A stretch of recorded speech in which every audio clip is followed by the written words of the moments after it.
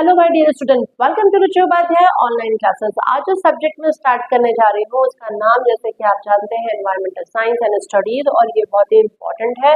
देखा जाए तो मैक्सिमम कोर्स के स्टूडेंट के लिए, चाहे वो बीटेक का स्टूडेंट है उसको भी पढ़ना पड़ता है, हम बीबीए बीसीए बीकॉम की बात करो उन स्टूडेंट को भी पढ़ना पड़ता है, साथ ही साथ बीए के बच्चों को भी पढ़ना पड़ता है, और स्पेशली 10th क्लास के बच्चे भी पढ़ते हैं। तो ये एनवायरमेंटल साइंस जिसको ईवीएस बोला जाता है, इसके ऊपर क्वेश्चंस बहुत आते हैं और बहुत इंटरेस्टिंग भी है। तो हम स्टार्ट करने जा रहे हैं एनवायरमेंटल साइंस, जिसमें हम कॉमन चीजें जो बहुत ज्यादा पूछे जाते हैं उन पे आज हम डिस्कस करेंगे। तो पहला जो टॉपिक हम स्टार्ट करने वाले हैं बच्चों वो है ecosystem and component of ecosystem. क्योंकि आप जिस एनवायरमेंट में रहते हैं तो एनवायरमेंट के बारे में जानना और उस एनवायरमेंट में इकोसिस्टम क्या है, इकोसिस्टम को समझना बहुत जरूरी है। तो चलिए स्टार्ट करते हैं विदाउट डूइंग लेट। जो आज का हमारा टॉपिक है व्हाट इज इकोसिस्टम। तो सबसे पहले हम जानेंगे व्हाट इज एनवायरमेंट। एनवायरमेंट क्या है, एनवायरमेंट क्या मतलब क्या है। तो यहाँ पे लिखा है एनवायरमेंट मतलब एक सराउंडिंग, ठीक है ना, एक सराउंडिंग वेयर विल लिव, जहाँ पे हम रह रहे हैं, और जहाँ हम रह रहे हैं वहां पे आपको living things and non living things सब चीजें दिखाई पड़ रही हैं। तो हमारा जो सराउंडिंग है उस सराउंडिंग में हम जब सर्वाइव कर रहे होते हैं तो एक एनवायरमेंट जनरेट होता है। ओके, तो यहाँ बात भी बोली गई है क्या, surrounding everything which surround and influences the organism directly or indirectly is included in the environment। वो हमारे environment में आता है। यदि हम और भी बात करें तो ये भी बोल सकते हैं the environment is the sum total of all living and non living, जो मैंने अभी नाम लिया था, factor that surround and an organism। और देखा जाए जितने भी हमारे ऑर्गेनिज्म हैं वो उनका इंटरेक्शन नॉन लिविंग थिंग के साथ यदि हम बात करें, ठीक है ना, हम लोगों का भी नॉन लिविंग थिंग के साथ जो इंटरेक्शन हो रहा है, जो हमारे बीच में एक आपको दिखाई पड़ रही है कि किस तरीके से बॉन्डिंग बनी हुई है, ये एक एनवायरनमेंट को क्रिएट करता है, एक सराउंडिंग को क्रिएट करता है। तो वो कहलाता है क्या बच्चों, एनवायरनमेंट कहलाता है। तो आप एनवायरनमेंट के डेफिनेशन इस तरीके से दे सकते हैं। अब बात आती है इकोसिस्टम की। भाई देखो, इकोसिस्टम से ही एनवायरनमेंट है देखा जाए तो इकोसिस्टम समझ में आना बहुत जरूरी है, क्योंकि इकोसिस्टम ही है मेन जिसमें दो चीजें दिख रही हैं आपको, एक बायोटिक और एक अबायोटिक। बायोटिक मतलब लिविंग और अबायोटिक मतलब नॉन लिविंग। तो लिविंग और नॉन लिविंग के बीच का जो इंटरेक्शन हो रहा है, जिनका आपस में सामंजस्य जो भी है, इंटरेक्शन जो भी हो रहा है, उसके अकॉर्डिंग हमारा एनवायरनमेंट फिर जनरेट हो पाता है। तो इकोसिस्टम का बहुत बड़ा रोल है बच्चों। और इकोसिस्टम किस पे डिपेंड है, बायोटिक और अबायोटिक कंपोनेंट में। हम किस में आते हैं, वी आर इन बायोटिक, हम बायोटिक में आते हैं। ट्रीज जो भी है, ग्रीन प्लांट है, all are in biotic, animals are in biotic. लेकिन नॉन लिविंग क्या है, नॉन लिविंग में सनलाइट है, वाटर है, सॉइल है, ऑर्गेनिक कंपाउंड्स है, इनऑर्गेनिक कंपाउंड्स है, सो मेनी थिंग जो हमारी क्या है वो अबायोटिक है। आखिर कहीं ना कहीं हमारा इंटरेक्शन तो आपस में हो रहा है ना, और वो मिलके क्या बनाता है, इकोसिस्टम बनाता है। तो चलिए डेफिनेशन देख लेते हैं पहले। तो यहाँ पे लिखा है ecosystem is the study of inter relationship of organism between the biotic and abiotic component, ठीक है ना, जो भी बायोटिक और अबायोटिक। बायो मतलब लाइफ, जिसमें लाइफ है, तो जिसमें जो जीते हैं, जीव होते हैं, वो बायोटिक है। एंड दैट इज अबायोटिक मतलब नॉन लिविंग, जिसमें लाइफ नहीं है, जो सांस नहीं ले सकते, ब्रीथिंग उनमें पॉसिबल नहीं होती है, कंपोनेंट ऑफ देयर एनवायरनमेंट। अब इकोसिस्टम में एक इकोलॉजी नाम आता है। डिफाइन इकोसिस्टम और इकोलॉजी एक ही बात करता है, बायोटिक और अबायोटिक के बारे में। इकोलॉजी इसको बायोटिक फैक्टर और अबायोटिक फैक्टर कह के बोलता है। तो इकोसिस्टम यहाँ पे कंपोनेंट के फॉर्म में बोला जाता है। तो इकोसिस्टम यदि इकोलॉजी भी पूछा जाए तो आप इसको डिफाइन करने के लिए शो कर सकते हैं। तो इकोलॉजी की यदि हम बात करें तो इकोलॉजी का जो टर्म था, ये टर्म किसके थ्रू दिया गया था, अर्नस्ट हैकेल के थ्रू 1868 में दिया गया था। लेकिन जो इकोसिस्टम टर्म दिया गया था बच्चों, वो दिया गया था एजी टेंसले के थ्रू। किसके थ्रू, टेंसले के थ्रू दिया गया था 1935 में। ओके, तो मतलब कि पहले क्या आया, इकोलॉजी टर्म आया, एंड देन फिर टेंसले ने क्या टर्म दिया, वो इसको इकोसिस्टम। तो ecosystem the structural and functional unit of biosphere. What is biosphere, biosphere वही होता है जहाँ पे अर्थ भी है, सॉइल भी है, वाटर भी है, लाइफ भी है, सब कुछ चीजें हैं, उन सबसे मिलके क्या एक रेडी होता है लाइफ, बायोस्फीयर जिसको बोलते हैं। और ये कंप्लीटली क्या कहलाता है, जहाँ पे बायोस्फीयर, लिथोस्फीयर, हाइड्रोस्फीयर, एटमॉस्फेयर सब आ जाते हैं, पूरी की पूरी चीजें यहाँ पर आ जाती हैं। तो कहीं ना कहीं वो देखा जाए तो हमारा क्या कहलाता है, वही कहलाता है हमारा different different layer environment. Okay, तो ecosystem is the structural and functional unit of biosphere it has property of self reputation, ठीक है, it is an open system and depend on sunlight, हाँ जी स्टार्टिंग देखी जाए तो सनलाइट सही है, it may be small and are very large also. और इस टर्म को किसने वो किया था, कॉइन किया था, वो थे टेंसले जी ने दिया था 1935 में।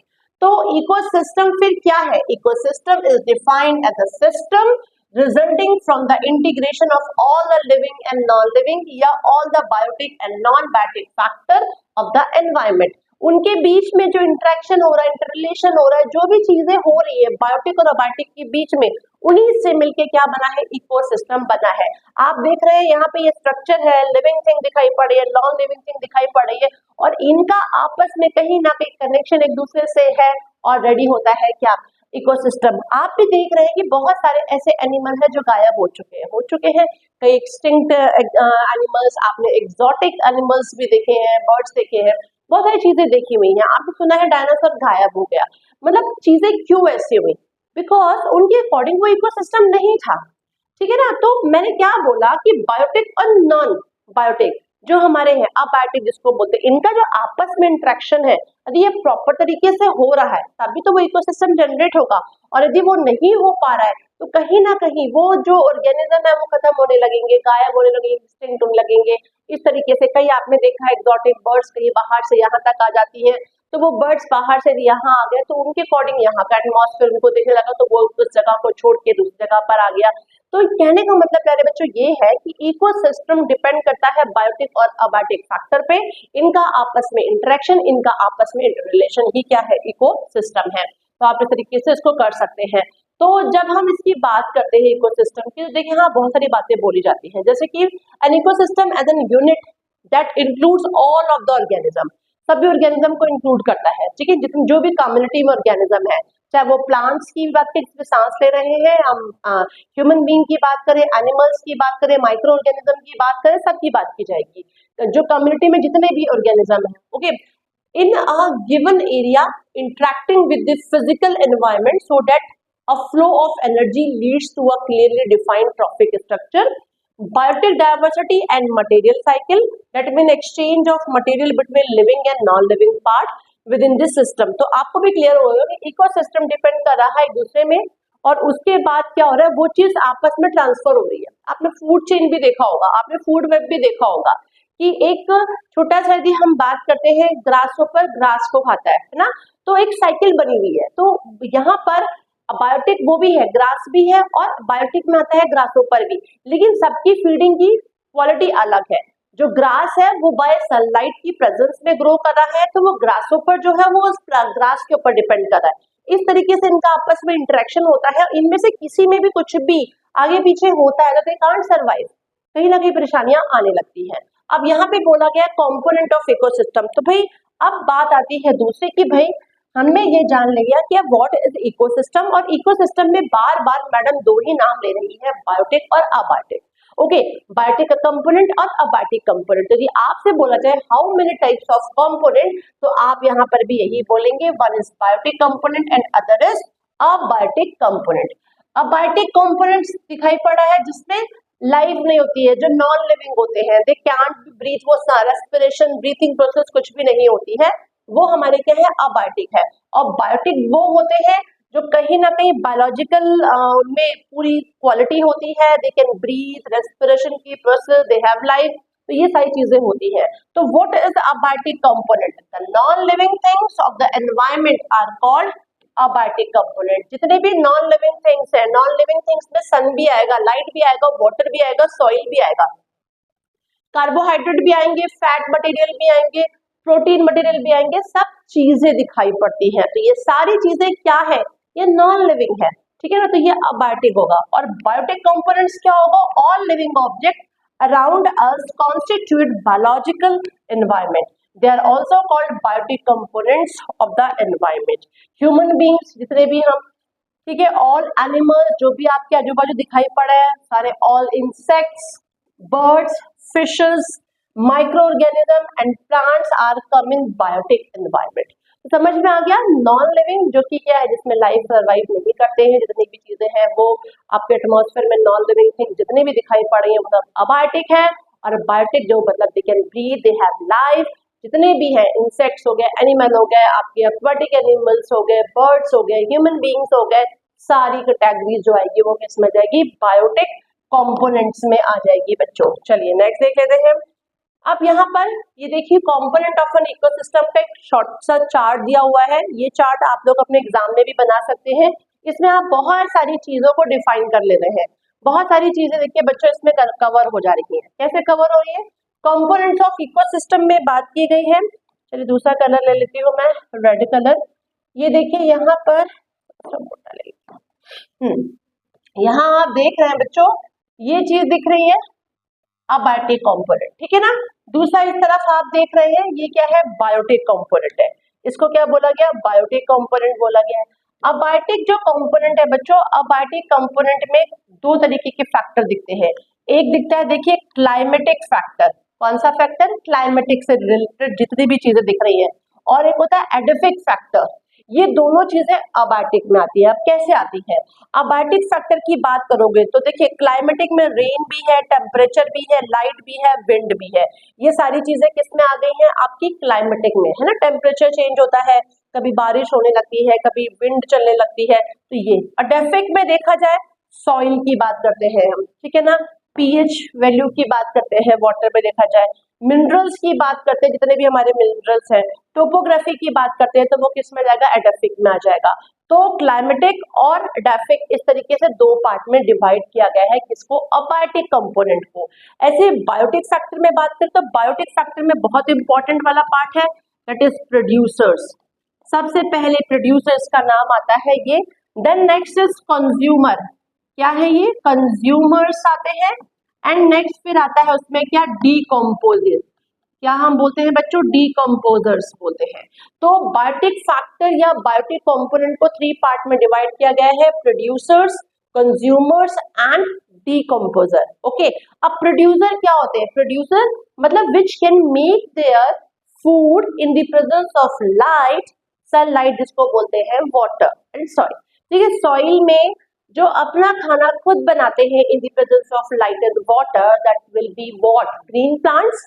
और ग्रीन प्लांट जितने भी है वो क्या है, प्रोड्यूसर है।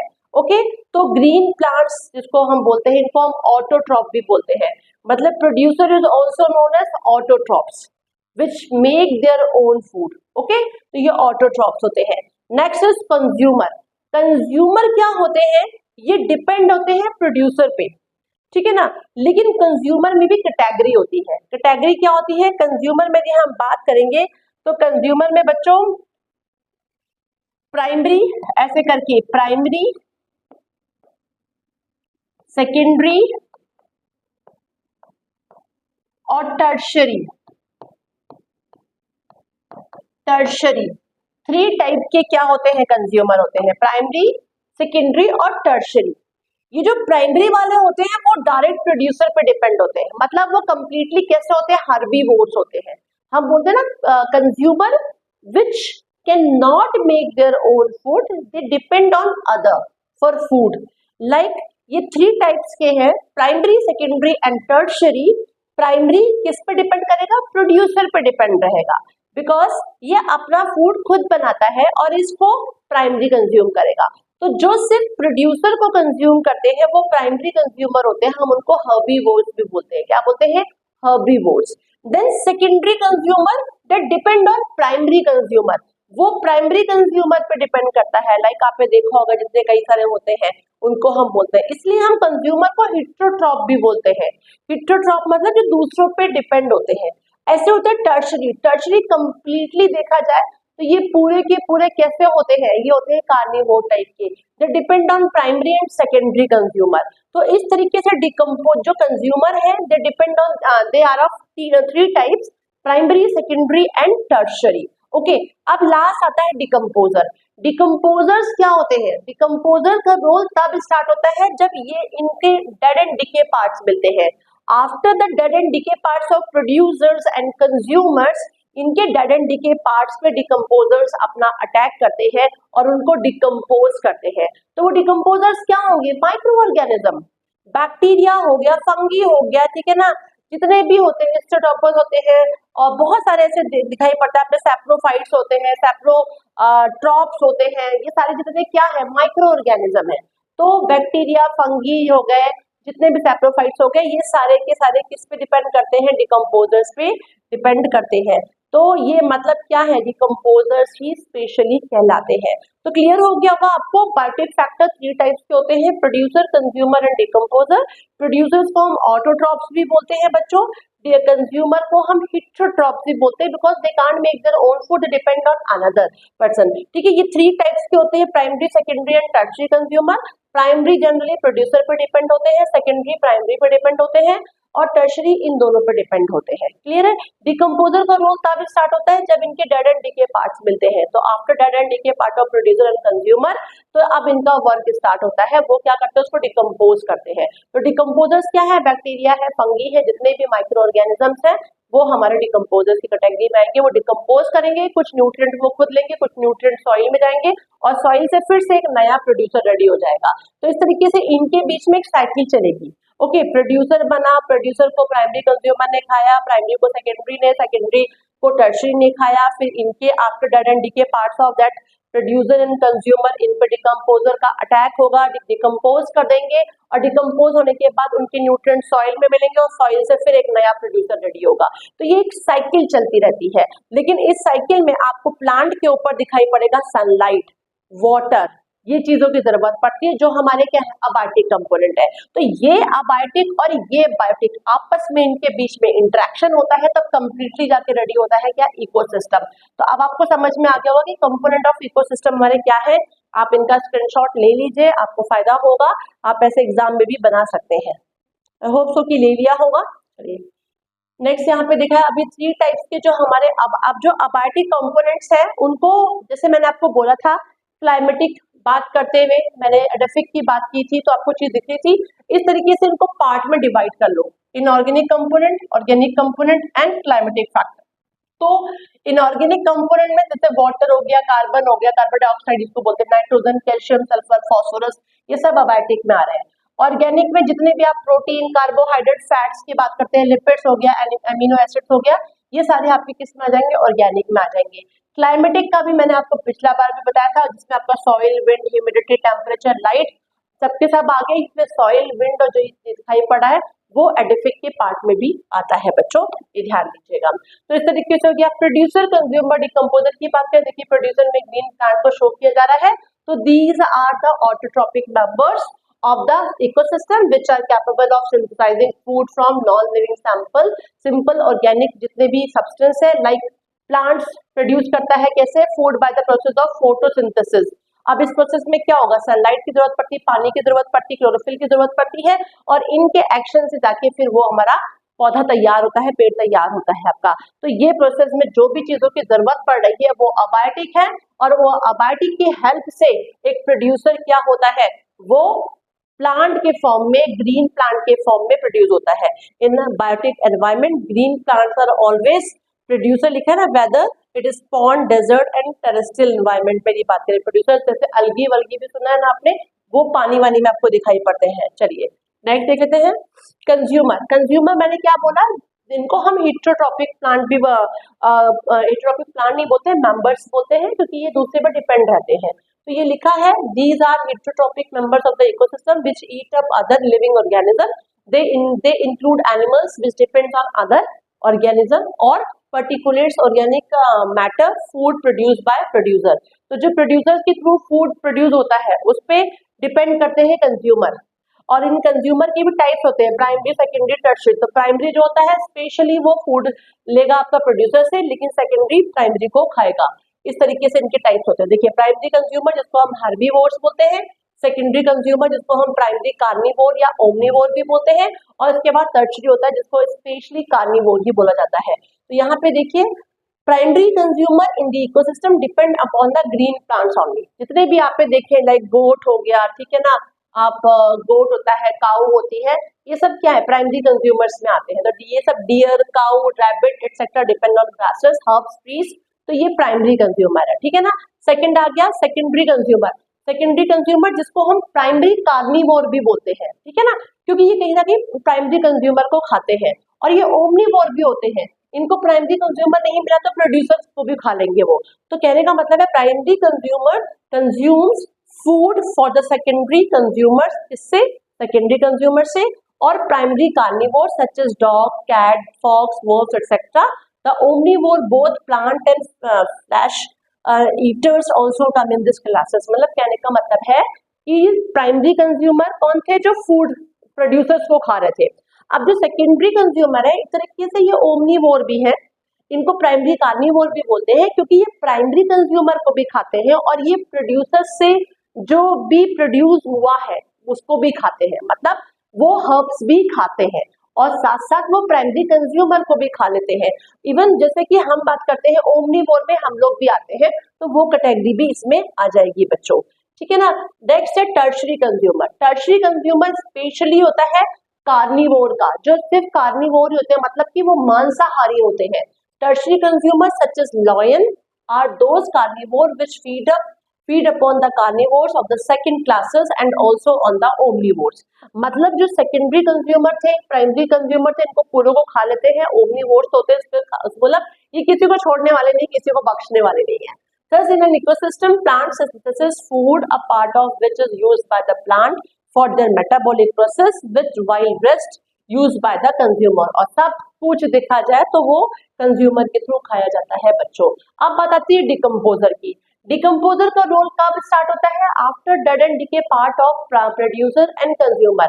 पत्तियां सूखती हैं, गिर जाती है, ठीक है ना, गिरने के बाद वो डिकम्पोज होती है, खाने पीने का आइटम फेंक दिया जाता है, वो पड़े पड़े डिकम्पोज होने लगता है। एनिमल मरता है तो उसकी बॉडी डिकम्पोज होने लगती है। तो after dead and decay parts of जितने भी आपके प्रोड्यूसर्स हैं, कंज्यूमर है, उनपे डिकम्पोजर का अटैक होगा। डेट डिकम्पोजर वो क्या है? वो माइक्रो ऑर्गेनिज्म है। वो कैसे है? एल्गी भी है, प्रोटोजोआ भी है, बैक्टीरिया भी है, देखिए यहाँ पे वायरसेस भी है, फंगी भी है, मतलब बहुत सारे माइक्रो ऑर्गेनिज्म है। अब उस पे अलग अलग टाइप के माइक्रो ऑर्गेनिज्म अलग अलग चीजों पे अटैक करके उसको डिकम्पोज कर देते हैं। तो यहाँ पे देखिए इसका बहुत बड़ा रोल है, क्योंकि एक साइकिल है, एक साइकिल जो है वो साइकिल का रोल डिकम्पोजर के बिना कंप्लीट नहीं होने वाला है। Many micro organism bacteria, fungi, viruses, protozoa etcetera feed on dead and decaying body of plant and animal, ठीक है। They change the complex organic matter of the bodies into simpler form such as carbon dioxide, nitrogen dioxide, which escape into the atmosphere, वो तो atmosphere में चल गया। In turn they release the minerals in the soil, जो इसको हम nutrient के form में बोलते हैं, thus maintaining fertility of the soil, क्योंकि nutrition मिल रहा है। They are known as decomposer। They also help to maintain the balance of the nature by decomposing and recycling the matter, otherwise dead body would accumulate on the earth leaving no space। इकट्ठा हो जाएगा अर्थ पे तो बिल्कुल भी space बचेगा नहीं, इसलिए माइक्रो ऑर्गेनिज्म का होना जरूरी है, बिकॉज वो डिकम्पोज कर देते हैं उन पार्ट्स को। यदि हम बात करें, ठीक है ना, तो बच्चों ये चीज तो आपने की, इसके साथ एक डायग्राम भी आप लोग जरूर बना लीजिएगा। डायग्राम जैसे कि क्या होगा कि आप एक प्लांट का स्ट्रक्चर बना लीजिएगा, अच्छा सा एक प्लांट का स्ट्रक्चर। मेरी राइटिंग तो इतनी अच्छी नहीं है, लेकिन आप गूगल से सर्च कर लीजिएगा, एक प्लांट का अच्छा सा स्ट्रक्चर बना लीजिएगा, क्योंकि इस तरीके से आप बनाएंगे एंड बनाने के बाद आपको एक तरफ साइड में सनलाइट को शो करना होगा, और ये सनलाइट हो गया, ठीक है। सनलाइट की एनर्जी यहाँ पे जा रही है, तो ये एनर्जी ऐसे आप लिखेंगे, एनर्जी का ट्रांसफर हो रहा है, ठीक है ना। और क्या दिया जा रहा है? इसको पानी दिया जा रहा है, क्लियर है। यहाँ से अब ये प्रोड्यूसर, इनको हम क्या बोलते हैं? प्रोड्यूसर बोलते हैं। क्या बोलते हैं? प्रोड्यूसर। अब ये प्रोड्यूसर से खाना जिनके पास जाएगा वो क्या होते हैं? प्राइमरी कंज्यूमर होते हैं बच्चों। प्राइमरी कंज्यूमर के पास जाएगा, प्राइमरी कंज्यूमर से किसके पास जाएगा? सेकेंडरी एंड टर्शरी कंज्यूमर के पास खाना जाएगा, और इनके पार्ट्स और ये जो हमारे प्रोड्यूसर के पार्ट्स है ये जाएंगे डिकम्पोजर के पास, और डिकम्पोजर से अगेन फिर से न्यूट्रिएंट यहाँ लिखा जाएगा, सॉइल में मिलेंगे और सॉइल से प्रोड्यूसर बनेगा। तो इसके ऊपर बहुत अच्छे अच्छे डायग्राम आपको मिल जाएगा, गूगल पे सर्च करिए इकोसिस्टम, स्ट्रक्चर ऑफ इकोसिस्टम। जब आप ये इकोसिस्टम और कंपोनेंट ऑफ इकोसिस्टम समझाओगे तो स्ट्रक्चर जरूर बना देना, क्योंकि डायग्राम बहुत इंपॉर्टेंट है एनवायरमेंटल साइंस में। जितना आप डायग्राम के साथ समझाओगे उतना ही बढ़िया तरीके से बच्चों आपको मार्क्स मिलना है। तो जरूर ये स्ट्रक्चर ऑफ इकोसिस्टम भी आप बना लीजिएगा। आई होप सो कि आपको एनवायरमेंटल स्टडी में यदि हम बात करें, आज हमने टॉपिक लिया था ecosystem and component of ecosystem, वो आपको अच्छे तरीके से क्लियर हो चुका होगा। नेक्स्ट सन पे हम आएंगे क्लासिफिकेशन ऑफ इकोसिस्टम लेकर। अभी आपने इकोसिस्टम के कंपोनेंट्स देखे और ये कंपोनेंट्स हर जगह होते हैं। एक्वेटिक लाइफ देखेंगे तो वहां भी कंपोनेंट दिखाई पड़ेंगे, डेजर्ट की लाइफ में भी दिखाई पड़ेंगे, हर जगह ये कंपोनेंट होते हैं। तो नेक्स्ट सन में हम पढ़ने वाले हैं क्लासिफिकेशन ऑफ इकोसिस्टम। अभी तक वीडियो को लाइक नहीं किया है तो लाइक कर लीजिए, शेयर कर लीजिए, सब्सक्राइब कर लीजिए, क्योंकि अब मेरे चैनल पे आपको mathematics 1, 2, 3, M1, M2, M2, M3 तीनों ही के प्लेलिस्ट अवेलेबल मिलेगी। साथ साथ इंजीनियरिंग केमिस्ट्री के लेक्चर्स तो अवेलेबल हैं, एनवायरमेंटल साइंस के भी अवेलेबल होने वाले हैं बच्चों, और साथ ही ईडी के लेक्चर भी अवेलेबल रहेंगे। तो मोस्टली मेरी कोशिश है कि जितने भी आपके बीटेक में जितने भी कोर्सेज हैं उनके भी अवेलेबल रहे। इसके अलावा जो अदर कोर्सेज के बच्चे हैं, आप यदि चाहते हैं साइंस में किसी भी टॉपिक पे वीडियो, तो जरूर मुझे बताएं कि मैं उसका वीडियो आपके लिए रेडी करूंगी। Thanks for watching this, bye bye.